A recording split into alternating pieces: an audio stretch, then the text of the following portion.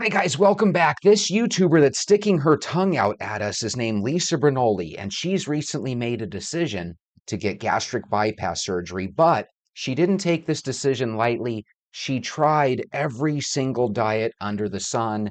Let's hear her story now. If it rings true to your story, let us know down below. I am not somebody who just gained weight after high school or after college or after I had children or after I got into a relationship. I have been overweight or obese since I was about 6 or 7 years old. So if you can imagine, I have tried many ways to lose weight. I've done Weight Watchers, I've done Jenny Craig, I've done Atkins, I've done keto, I've done paleo, I've done Whole30, I've done ally pills, I've done HCG, I did the Dukan diet, I did MyFitnessPal tracking calories, I've done tracking macros, I've got a personal trainer, I did Beachbody programs, I've pretty much done everything under the sun. I have been successful at losing weight in many of those avenues. Probably every few years I lose 50 pounds. Like if you look back on my pictures from high school until today, I look drastically different every few years. But the problem is I cannot keep the weight off. Every time I gain the weight back, I typically will gain 10 pounds or so back with it. In 2018 and 2019, I was counting my calories. I was working out every single day. I had lost 80 pounds. It was probably the healthiest I'd ever lost weight in my life. And I really thought that was it for me. And that, I would never gain the weight back. And this was just a full lifestyle for me now. And unfortunately, during 2020 and 2021, the weight started creeping back on, and I eventually gained back the entire 80 pounds that I lost, and I take full accountability for that. But it did give me a huge wake-up call, I will say. I had to have a very tough conversation with myself on I've been trying to lose weight for 20 years now. So here we have the situation of a classic yo-yo dieter. So I was wrong at the beginning. She has had some success. People are able to lose weight, but the problem is they end up putting it back on. What that tells me is that you got to come up with some sort of routine that you're able to do for the rest of your life. If you agree with me, let me know down below. And what is the next 20 years going to look like if I stay on this path?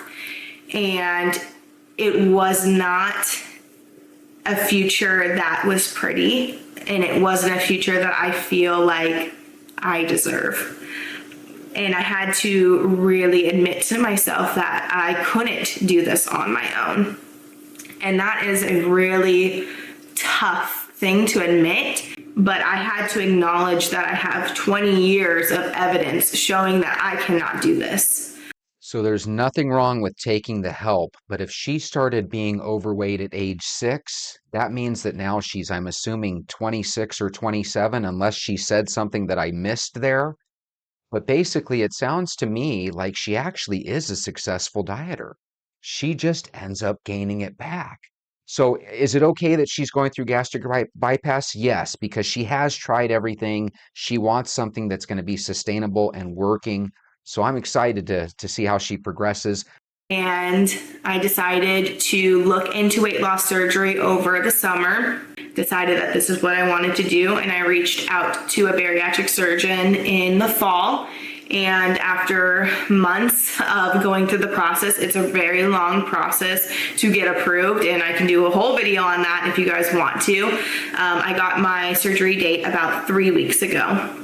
So for the last 2 weeks, I've been on a liquid diet, preparing for the surgery, and I am very excited and nervous. So I'm excited for her. Here's the cool thing, because this video is from a couple years back, let's go ahead and jump in the time machine and let's see how her surgery went. What do you say? Yay!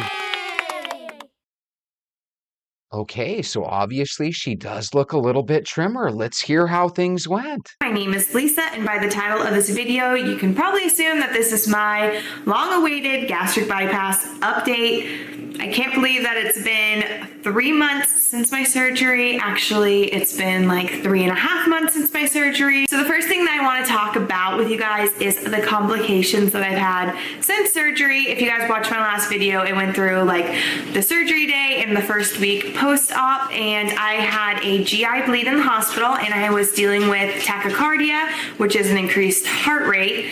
I'm not going to really touch on the GI bleed because that resolved itself in the last video. Basically, after surgery, I was dealing with a really rapid heartbeat. Anytime I would go from a sitting position or laying down position to standing, my heart rate would increase from like 80 beats per minute up to 140 beats per minute. And if I did anything a little bit more strenuous, like taking a shower or getting dressed, then it would shoot up to like 180 beats per minute. And it was really scary. The nurses in the hospital were like, well, you should really go to see like a cardiologist or something. They were really worried about my heart rate in the hospital, and I was worried about it too because I could feel my heart just like beating out of my chest. It made me have very, very low energy. They say to walk 15 minutes every 2 hours after surgery to prevent blood clots, but the heart rate was making me so exhausted I could only walk for about 5 minutes at a time because I was getting very dizzy, and I just didn't feel very good. I did end up going to the urgent care for a UTI that I got from the catheter situation, and they did say that it is perfectly normal after surgery and after blood loss, like I had, to develop high heart rate, and it should resolve itself on its own in a couple weeks. And so that was comforting to hear, and it was true for me. My tachycardia resolved itself around 2.5 weeks post-op, and it has been normal ever since. I wish I could say those were my only 2 complications since surgery, but no, it's not. I had a really big complication after surgery. So around 3.5 weeks to 4 weeks post-op, I was transitioning through the diets. I went through the liquid phase, the pureed phase, and then I was on to the soft food phase, and I was doing really well with everything. And then one day I woke up and I felt like the food was getting stuck in my stomach, and the food just couldn't get out. Like it was just stuck there. And if I would try to like eat anything else throughout the day or even drink water, I just felt like it was all backing up all the way into my esophagus. And the only way to relieve that stuck feeling was to vomit. It actually progressed over that week, and it got to the point where I was throwing up everything that I ate, and liquids were starting to become very difficult for me. So if you take a look at some of our very first videos, like the first 10 videos, one of my favorite YouTubers ever, Chronically Stephanie, was going through this same situation. It's called a stricture, where all of a sudden you just feel like you have acid reflux right here stuck because you feel like everything is kind of stuck right here as you're trying to swallow. Extremely uncomfortable, but from what I understand, it's one of those kind of common side effects that people go through with these surgeries. That's why I think you should binge watch all of my videos so you can see all this annoying shit that people have to deal with. You're welcome. If you guys don't know what a stricture is the most common complication that you can have with gastric bypass. I'll give you guys a very dumbed down explanation of it. But basically, when you get your new pouch done in your stomach, they have to make a new connection point from your new pouch to your intestines. And that little opening is supposed to be, I believe, between 12 and 15 millimeters in diameter. And that allows food to comfortably pass from the stomach into the intestines. When my surgeon did my surgery, she made that little connection point 12 millimeters in diameter. And a stricture is basically as you're healing, I believe scar tissue starts to develop and that little opening starts to shrink down, and that makes it very difficult for food to pass through. And if you have a severe enough stricture, it makes it difficult for liquids to pass through. So my surgeon ordered an urgent endoscopy. They stick a camera down your throat and they look in there, and if the connection point has shrunken down, they stick a balloon down there and they dilate that connection back up. But they have to do it very carefully, slowly, and sometimes in increments, because if you're too aggressive with it, you can perforate the area and then you would need emergency surgery. So that's not good. So I went for my first dilation, and the GI doctor was really surprised that I could even take in liquids, because she said that I had a severe stricture. That connection point shrunk down from 12 millimeters down to 2 millimeters. She said it was about the size of a pinhead, which is crazy. And she was only able to dilate it up to 6 millimeters at the time. So I still had a moderate stricture. I have had 3 dilations so far. My last dilation was right before I hit 3 months post-op, and they got me up to 10 millimeters in diameter. And my surgeon said that if I don't have any more symptoms, I don't need to go back for a 4th dilation. And knock on wood, so far I don't have any more symptoms, which I'm really happy about. I was on pureed foods and liquid diet for a really, really long time, and I was a little bit depressed during that time, because strictures are really, really difficult. They're really difficult mentally on you, and I just didn't know what the future held. So I didn't do an update until now, because I don't know, things are looking a lot better now. Hey, if any of you have gone through weight loss surgery, is a stricture a situation that you can lessen the odds of getting one if you have a better surgeon? Because I'm a firm believer when you're about to go into surgery, you need to go and check those reviews. You need to read those reviews well and make sure that you're giving yourself the best opportunity for success by having the absolute best surgeon.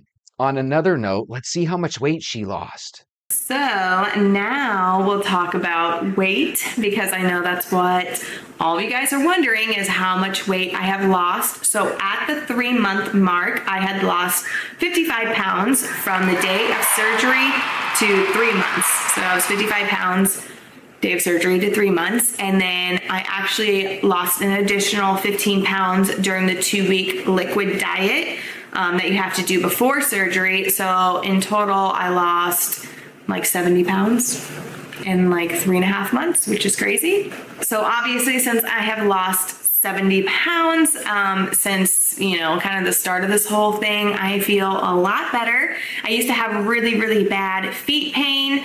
I have really bad plantar fasciitis, and my left foot just kind of sucks. I don't know why. It gets injured all the time. But that pain has been gone since about like 45 pounds down, and that has been life-changing because I can go on much longer walks now. I love when they can go on longer walks. Yay! So listen, she had a video that I was going to put up about walking 2 miles a day, which is roughly a 40 to 45-minute walk. We do that every day here. If you walk 2 miles a day, it can be life-changing and help you take off that extra 5, 10, 15 pounds that you're having a hard time taking off. If you've gone through weight loss surgery, you need to be walking anyway. Walk with us. And with that being said, congratulations, Lisa. Everybody else, go get your shoes. Let's go for a walk.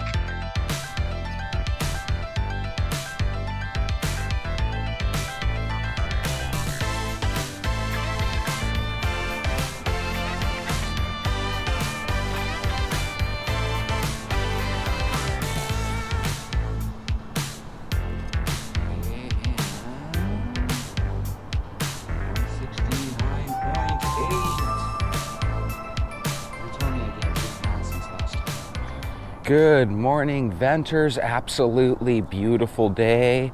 There are so many things that we can talk about today.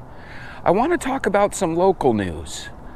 Jesse local news. News affecting me.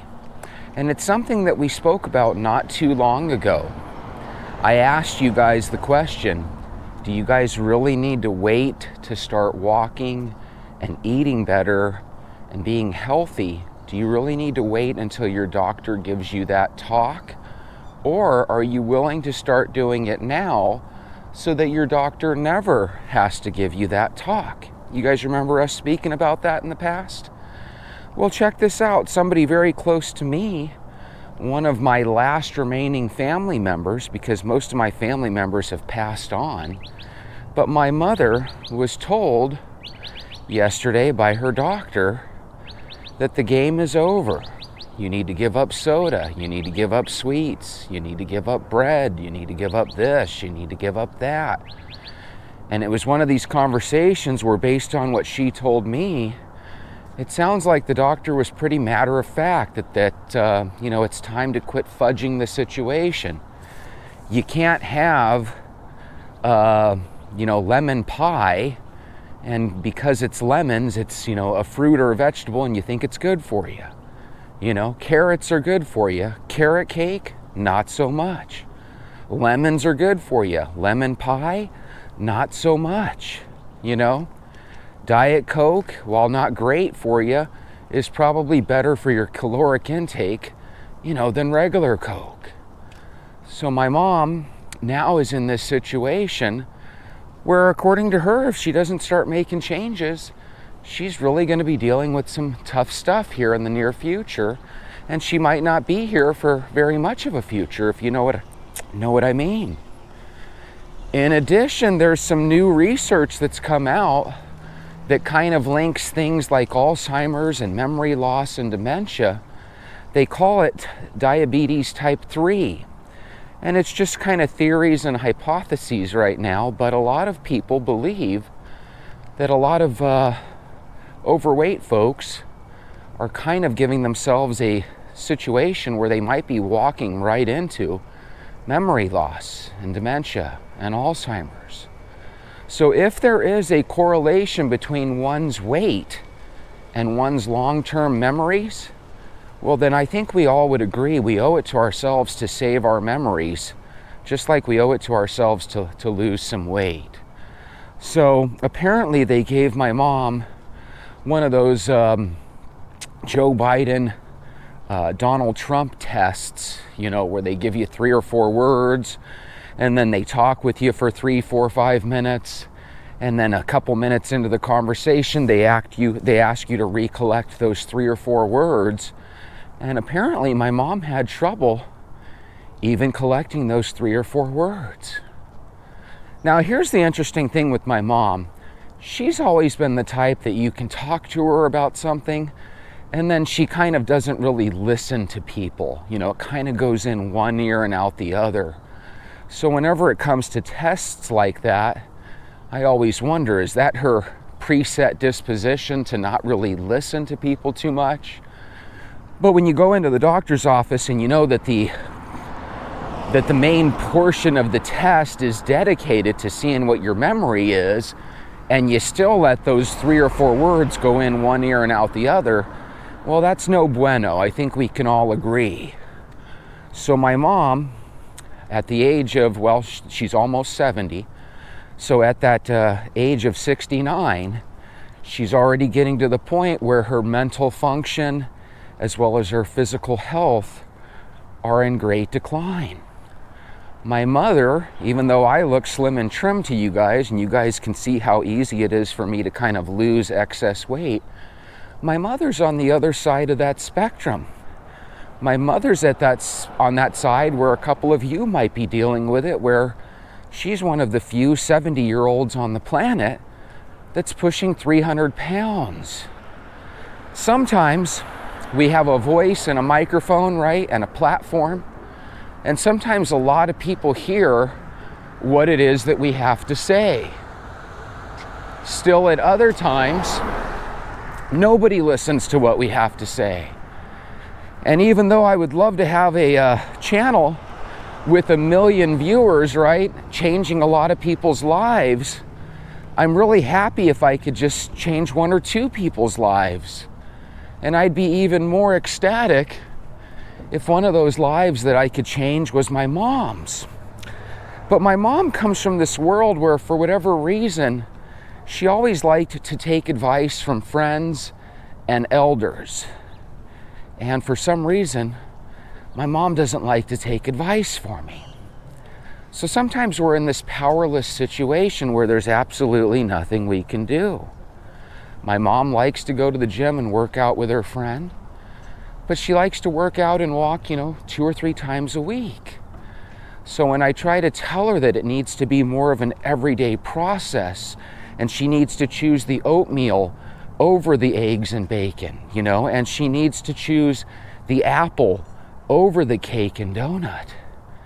And my mom is one of those that every time you try to even mention a cleaner way of life, she gets kind of defensive and she kind of likes to walk away from those conversations.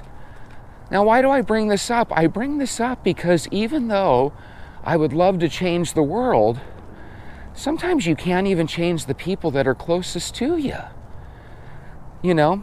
So if there's anything that you guys can do, I suppose it would just be to keep people like my mother in all of our prayers, because the reality is, my mom is somebody that affects me, but we all have people like that in our family.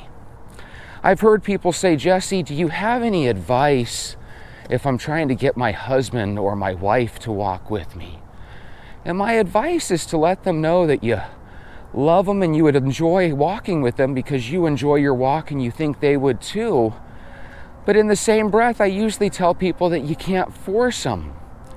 You know, if you're 40 or 50 pounds overweight and your significant other feels like their weight is just fine, you might not be able to get them to see a walk the way you and I see a walk.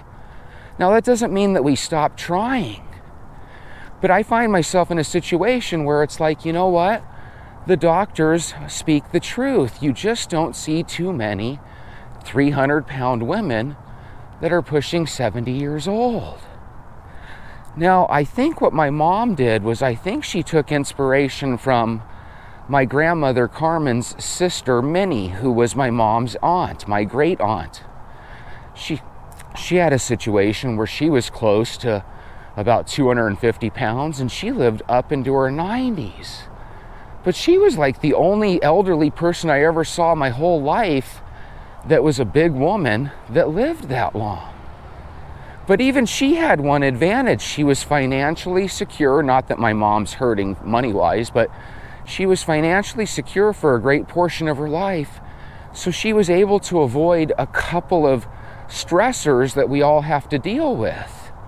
You know, if you have absolutely no stress and you're a happy-go-lucky person, I've told you guys before that I think that's one of the reasons that my grandmother and all of her siblings lived so incredibly long. They just never fought. They never got in arguments. They never let words really bother them. Now, my mom's a different person altogether. She's the type that if you say certain words, it really upsets her. So I find myself in a real pickle. What would you do if you had the magical powers to help people save their lives, but you couldn't even save the most important people near you? I've been living in a world of quicksand over the last 5 or 10 years. A world where relatives have walked over this path of quicksand, and they've slowly but surely disappeared out of my life. If you would have seen me 10 or 15 years ago, I was one of these guys that had the biggest family ever, a family that included aunts and uncles and great aunts and great uncles, right, and grandparents. And now all of a sudden here I am, good morning, a handful of years later, and guys, I'm on the precipice of potentially losing my mom. Now here's a devastating story for you guys to think about, or a devastating thought. What if I don't lose my mom? But what if she loses us? And what I mean is, what if she ends up losing her memories? And what if she ends up having a situation where even if she doesn't perish, what if she ends up not remembering who I or who her granddaughter or great-granddaughter are? You know, a lot of times when we start going downhill mentally, it snowballs pretty quickly. And I'm sure we all have cases where our parents had to be put into nursing homes. I'm sure you guys have that. I don't have that, but I saw as my grandmother kind of went in and out of care the last couple months of her life. It can really snowball, and before you know it, they're gone.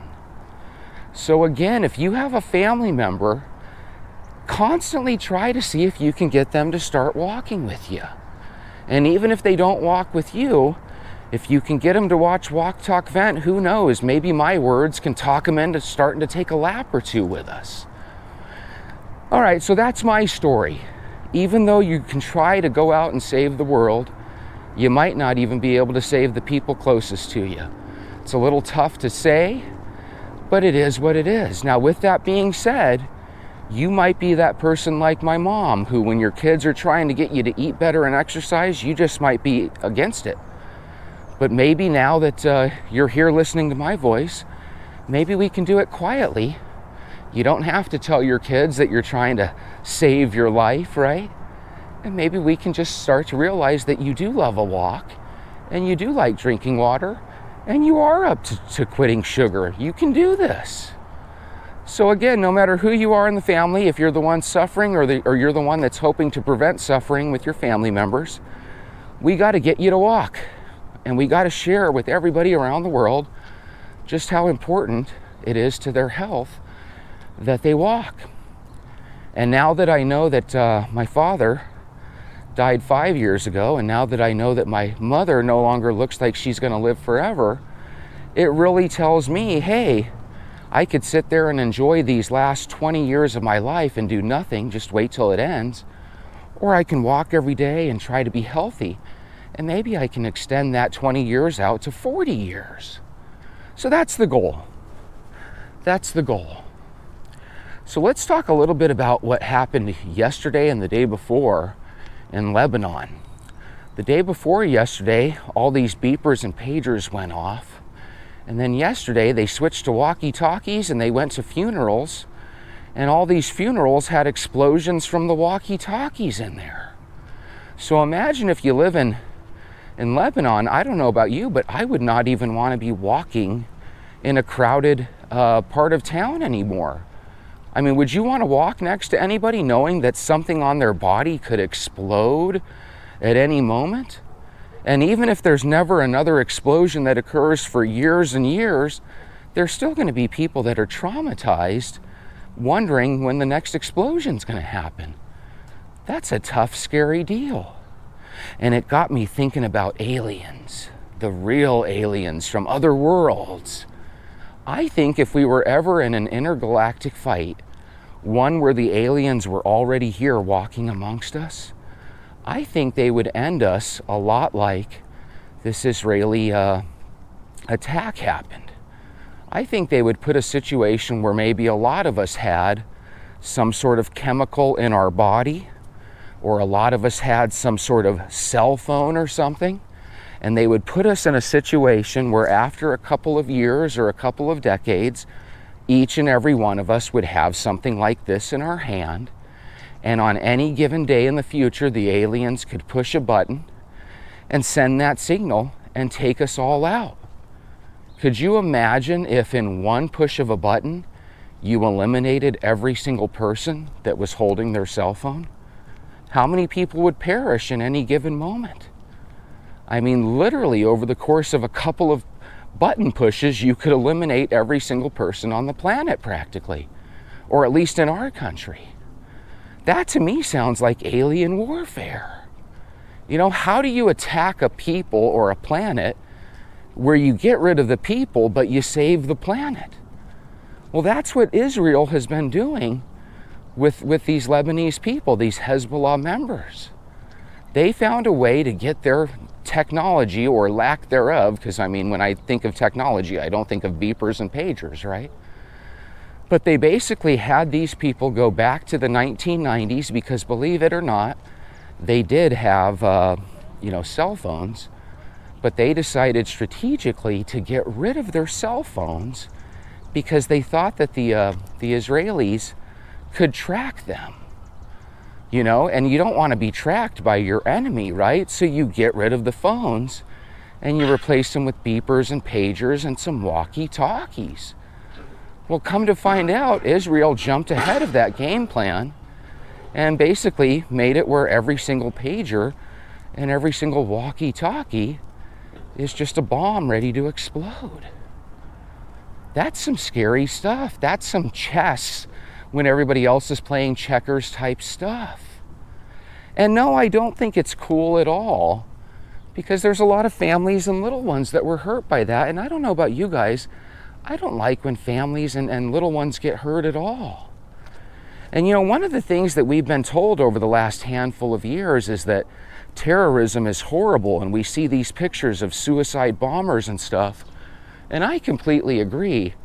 terrorism is a horrible thing, and I'm not very happy when I see terrorists go and do a suicidal type bombing type situation. I don't think anybody is. But at the same time, when you see this situation and what happened with the Lebanese people, you can't help but think that kind of looks like the same stuff. You know, when people are there trying to say their goodbyes to family members at a funeral, and all of a sudden there's more explosions. Guys, that's horrific. That's terrorizing type things. So it's like, it's a weird situation. It's like, whose side do you fall on? I like to believe that I fall on that side that, man, I want all of that stuff to end. All of it to end. I know as a Christian, you know, we usually look at it and we usually say, hey, Christians and Jews, we're on the same team, right? But that doesn't mean I have to like everything that happens. You know, I've read the Bible twice. Many of you guys have read the Bible. Even if you're a non-believer, a lot of you guys have read the Bible.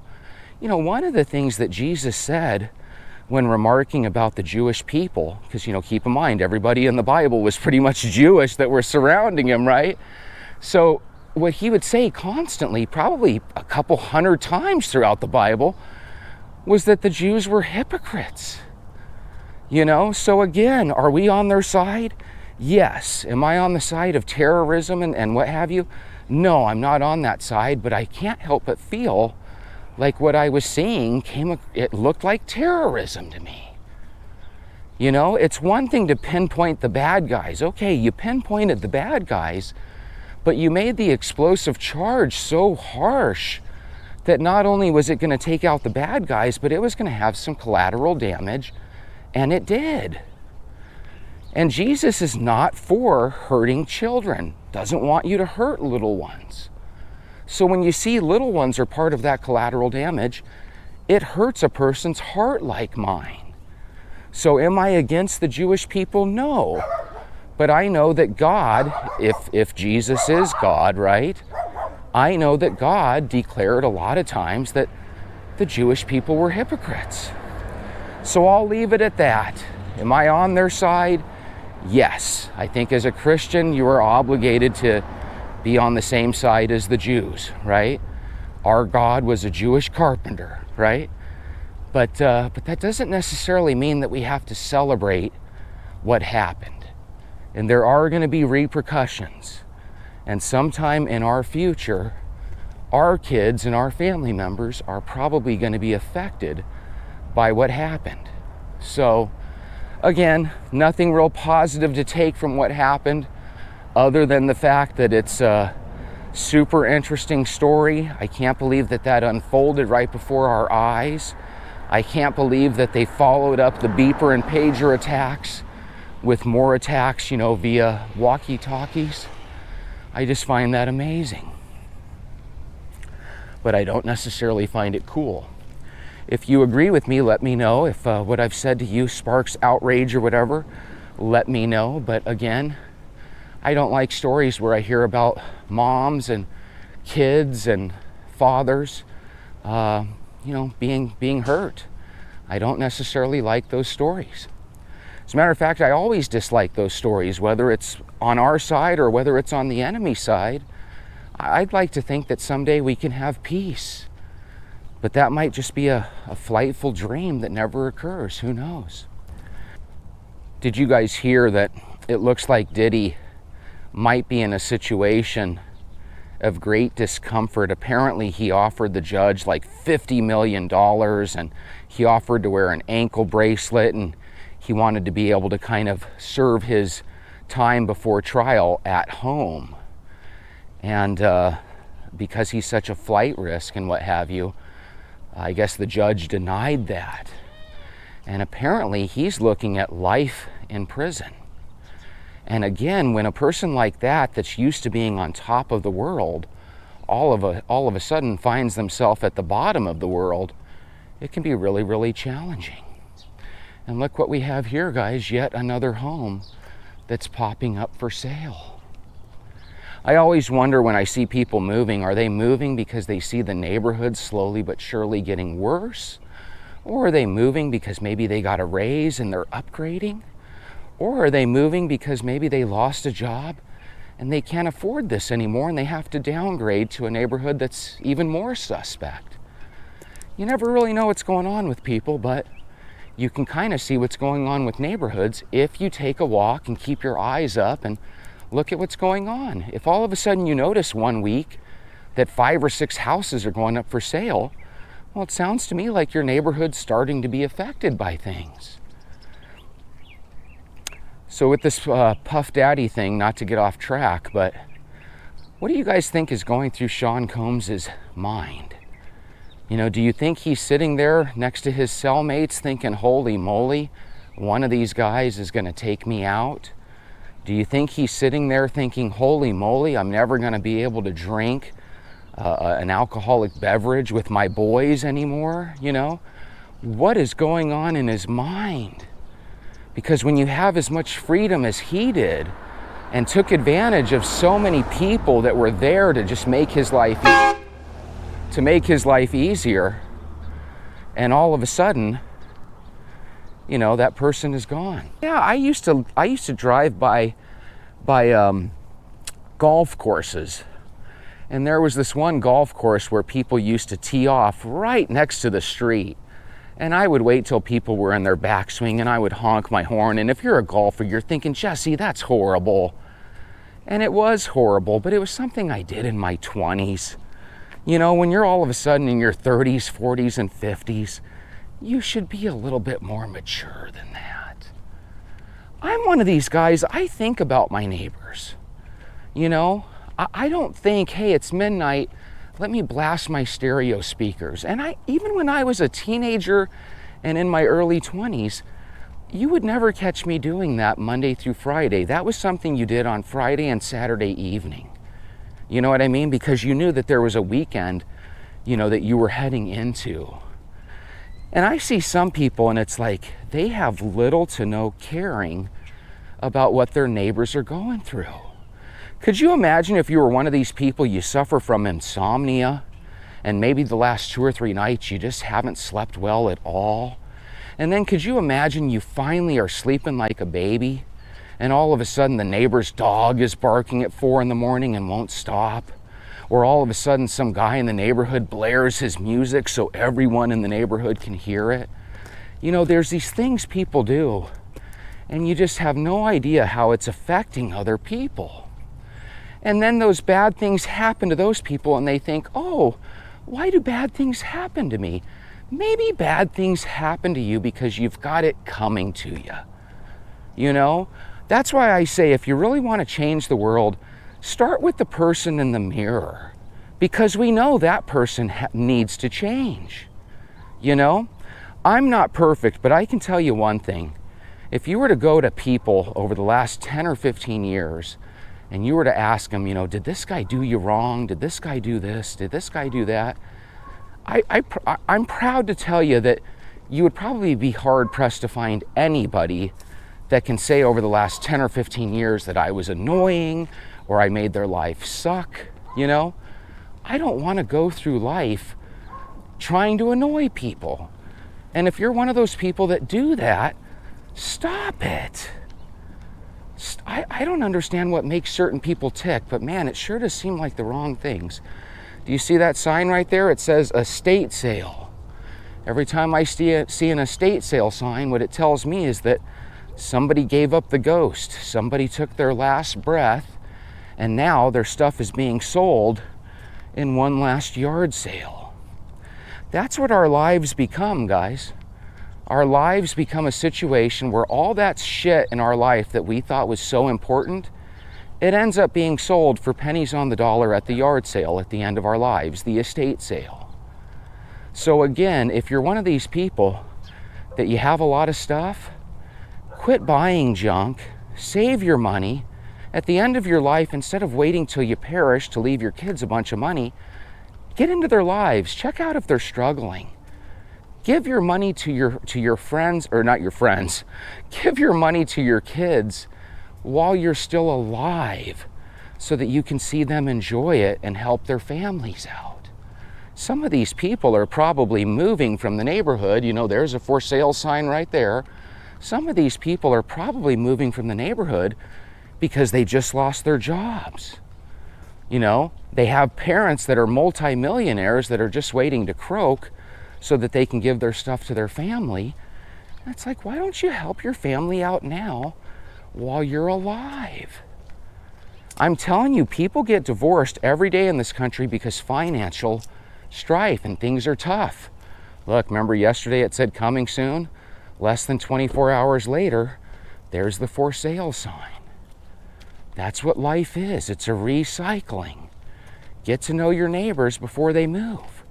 And if you have a neighbor that you befriend and you have a fun enough time together, maybe it'll prevent them from moving. You know, who knows? Good morning.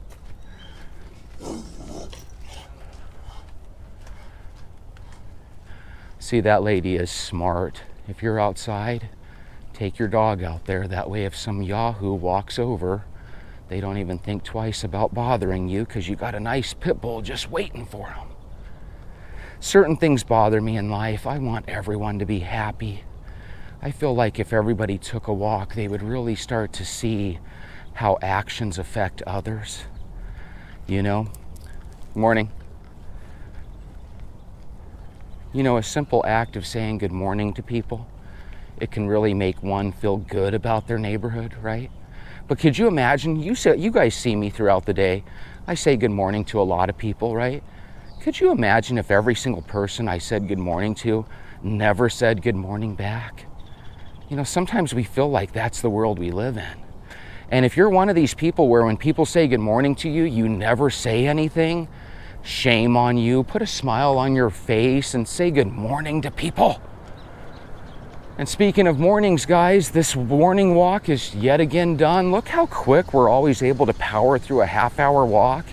I want you guys to have a real blessed day. Hug your family members. If your mom and dad are still alive, give them a call, make sure they're healthy. And other than that, have a beautiful day. Think about taking an extra lap or two. It's important. And I'll see you tomorrow.